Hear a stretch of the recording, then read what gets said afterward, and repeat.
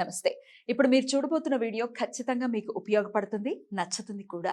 మరి మీకు నచ్చిన విషయం నాకు తెలియాలి అంటే ఈ వీడియోని మీరు లైక్ చేయాలి, షేర్ చేయాలి, అలాగే మన ఛానల్‌ని సబ్స్క్రైబ్ చేయాలి. మీ సపోర్ట్‌ని నాకు అందిస్తారు కదూ! ఓకే. ఇప్పుడు వీడియోని స్టార్ట్ చేద్దాం. నమస్తే.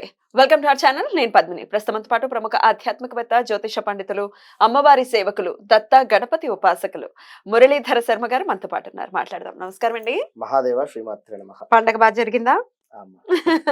ఏమున్నా దేవాలయంలో దేవాలయమే అదే కదా. దేవాలయంలో ఇంకొంత శోభాయమానంగా ఖచ్చితంగా అమ్మవార్లను గాని లేకపోతే అయ్యవార్లను గాని మీరు అలంకరణ ప్రియులు, మీరు ముందు ప్రియులు. బాగా జరిగిందా మీ దేవాలయంలో? అద్భుతంగా అయింది. బ్యూటిఫుల్. సంతోషం అండి. అయితే ఒక క్వశ్చన్ చాలా మందికి రేజ్ అవుతూ ఉంటుందండి. ఒక తల్లి పిల్లలమే కానీ ఒకళ్ళొకలాగా ఉండటం అనేది జరుగుతుంటుంది. అంటే ఎవరి తలరాత వాళ్ళది ఖచ్చితంగా. ఎవరి పాప పుణ్యాలను బట్టి వాళ్ళకి భగవంతుడు ఆ రకమైనటువంటి సుఖాలు కానీ దుఃఖాలు కానీ ఇవ్వటం జరుగుతుంది. అయితే మా తోబుట్టువులు మాకన్నా మంచి పొజిషన్లో ఉన్నారు, హై రేంజ్లో ఉన్నారు. మేము మాత్రం చాలా లో రేంజ్లో ఉన్నాం. ఎందువలన ఇలా జరుగుతోంది? మేము కూడా ఎంతో కొంత నిలదొక్కునేటటువంటి పరిస్థితి మాకు రావాలి అని అంటే ఏం చేయాలి అని అడిగితే దానికి ఏంటండి సమాధానం?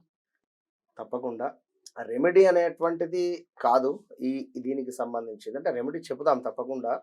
అద్భుతమైనటువంటి రెమెడీ కూడా 2 వర్డ్స్ ఉండేటువంటి రెమెడీ. అయితే తోబుట్టువులు ఎదుగుతూ ఉన్నారు, మేము డౌన్ఫాల్ అవుతూ ఉన్నాము అనేటువంటి సందర్భంలో మరి వారు ఇందాక మీరు క్వశ్చన్ ఆన్సర్ 2 చేసేసి ఉన్నారు. ఆన్సర్ కూడా చేస్తాను. కర్మ అని అన్నారు కదా, మెయిన్ అంతే. ఎవరి తలరాత వారిదే కదా. ఖచ్చితంగా కూడా కర్మ, వేరేది ఏదీ లేదు. అయితే ఇక్కడ కొన్ని ప్రాక్టికల్ పాయింట్స్ కూడా చూసుకుంటేనండి, మా చెల్లెళ్ళకి ఇచ్చేస్తున్నారండి ఆస్తి, లేకపోతే మా అక్కలకి ఇచ్చేస్తున్నారు ఆస్తి, లేకపోతే మా అన్నయ్యకే ఇస్తున్నారు మా వాళ్ళు, మాకు ఇవ్వట్లేదు. అన్నదమ్ముల మధ్య కూడా ఇది తల్లిదండ్రులు ఒక్కొక్కసారి అంటే ఇప్పుడు వాళ్ళ కష్టార్జితం అయితే వాళ్ళ ఇష్టం, వాళ్ళు ఎవరికైనా ఇచ్చుకోవచ్చు. కానీ వంశపారంపర్యంగా వచ్చినప్పుడు ఖచ్చితంగా అందరికీ సరిసమానంగా పంచాల్సినటువంటి పరిస్థితి ఉంటుంది. అలాగే తల్లిదండ్రుల్ని కూడా అంతే ప్రేమపూర్వకంగా చూసుకోవాలి పిల్లలు కదా. నువ్వు ఓన్లీ నాకు ఆస్తి మాత్రమే కాదు, తల్లిదండ్రులు వద్దు అని అంటే కుదరదు కదా. అన్ని చాలా రోల్ ని ప్లే చేస్తూ ఉంటాయి. అసలు తల్లిదండ్రులు కూడా ఒకవేళ మనకి పర్ఫెక్ట్ గా ఇవ్వట్లేదు అని అంటే అది కూడా ప్రారంభమే అని అనుకోవాలా? తల్లిదండ్రులు ఇవ్వటం లేదు అనేటువంటిది వాస్తవానికి ఎక్కడ ఉండదు. 100%. ఇక 1% అనే పరిస్థితి ఏమిటి అంటే ఉంటారు ఇట్లా కూడా కొందరు సంబంధించి ఉంటుందండి. ఒకరికి ఎక్కువ ప్రేమ ఉంటుంది. అదే అంటే ఇప్పుడు ఒక ల్యాండ్ కావచ్చును. ఇప్పుడు మొన్న ఏదో ఒక జోక్ అంటే జనరల్ గా చూడడం జరిగింది. ఒక 5 ఎకరాలు ఉండేటువంటి ల్యాండ్, అందులో సగం అమ్మిని చెల్లె వివాహం చేసిన తర్వాత ఎంతో అద్భుతంగా 5 ఎకరాలలో నుండి హాఫ్ ల్యాండ్ అమ్మేసి ఆ డబ్బుతోటి సిస్టర్ వివాహం చేసిన తర్వాత కూడా మిగిలినటువంటి 2.5 ఎకరాలకు సంబంధించి నా వాటా కావాలని చెప్పి మళ్ళీ కేసు వేసినటువంటి సందర్భం. అంటే అర్థమైంది కదా నేను చెప్పి. జనరల్గా ఈ విధంగా కూడా ఉండేటువంటి పరిస్థితి ఉంటుంది. అది వారి కర్మ, వారి మెచ్యూరిటీ, వారికి సంబంధించింది. తల్లిదండ్రులు మీరు అన్నట్టుగా ఖచ్చితంగా సమానమే పంచుతారు. కొందరు ఉంటారు ప్రేమ, అయ్యో తమ్ముడు మన చిన్నవాడని కానీ లేదా ఒక ఆడపిల్ల అని కానీ ఉంటుంది తప్పకుండా.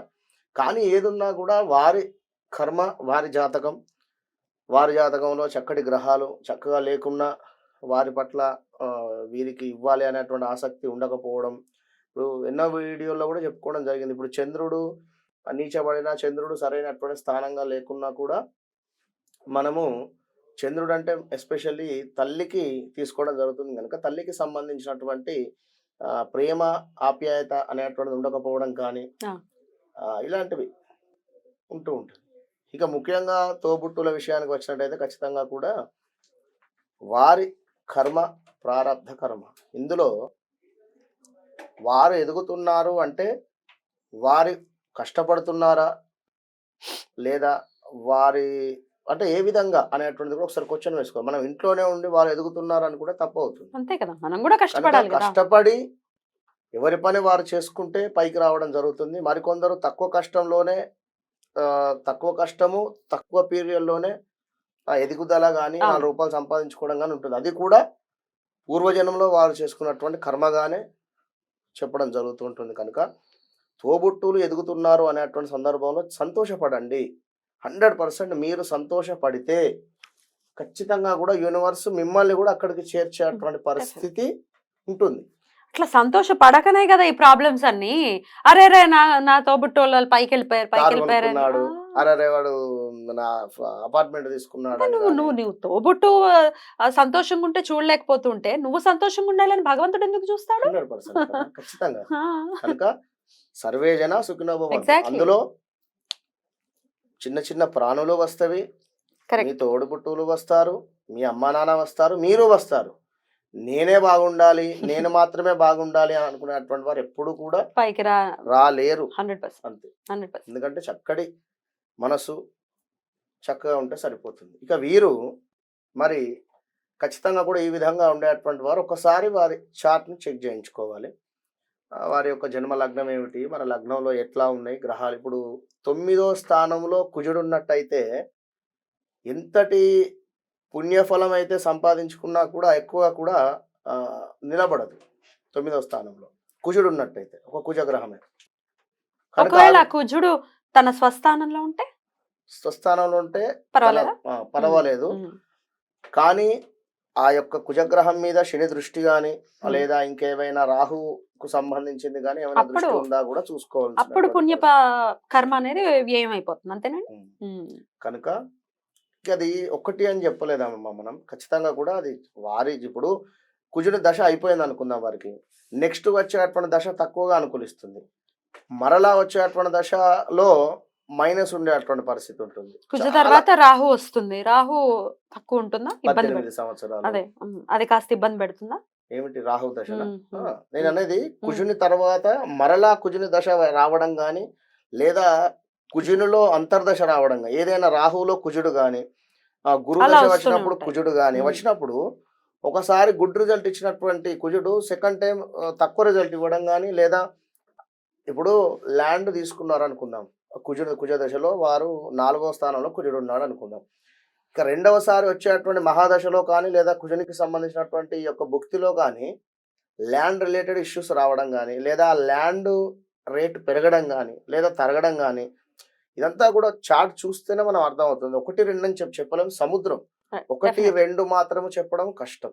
కనుక వారి చార్ట్ ఖచ్చితంగా కూడా చూసుకొని మరి ఎందుకు ఆ విధంగా జరుగుతుంది, మరి ఏమన్నా 7.5లో ఉన్నామా లేదా అష్టమ శనిలో ఉన్నామా అర్ధాష్టమ శనిలో ఉన్నామా అనేటువంటి పరిస్థితి అన్ని కూడా చూసుకొని దానికి సంబంధించినటువంటి ఏదైనా మహాన్యాసపూర్వక హోమం కానీ లేదా మహాన్యాసపూర్వకంగా అభిషేకం కానీ, కేవలం మహాన్యాసం ఎందుకు అంటే చాలా పవర్ఫుల్ అది, లేదా పాశుపతమైనా కూడా చేయించుకుంటే తప్పకుండా మంచి ఫలితాలు ఉంటాయి. అయితే ఇప్పుడు మీరు ఒక 2 లెటర్స్ తోనే చేసుకునేటటువంటి నామము అంతే. కేవలము వీరు ప్రతిరోజు కూడా ఇప్పుడు రేపు 22వ తారీఖు నాడు మనకు అయోధ్యలో ప్రతిష్ట జరుగుతున్నటువంటి నామము ప్రాణ ప్రతిష్ఠ జరగబోతోంది.